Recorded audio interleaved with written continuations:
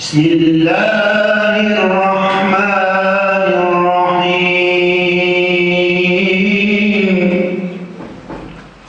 Ya eyyühellezîne âmenü ista'înû bis-sabri ve's-selâm. İnnallâhe ma'as-sâbirîn.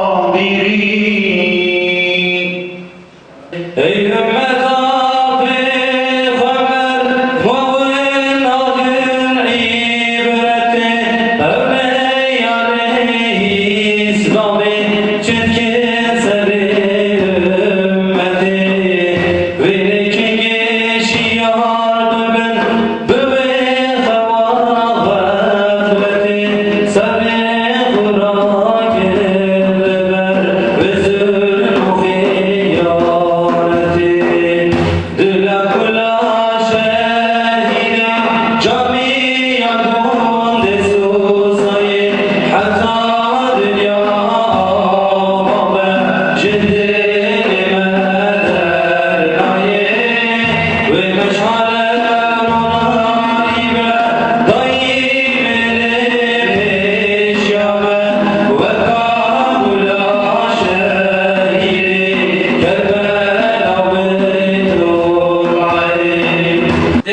tarihte hakikaten eşi benzeri az görülmüş bir katliamdır.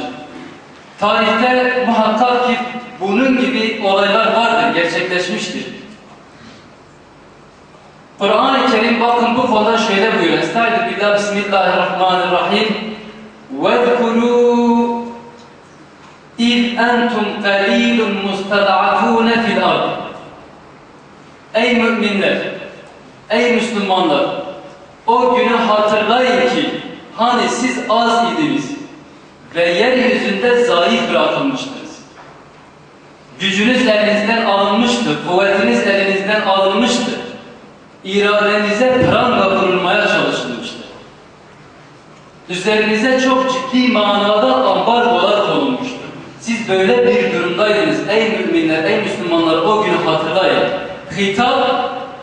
Hitap Medine'de kuşatılan, yalnız bırakılan, düşman tarafından dört bir yandan düşman saldırısına maruz kalan Müslümanlara yönelik.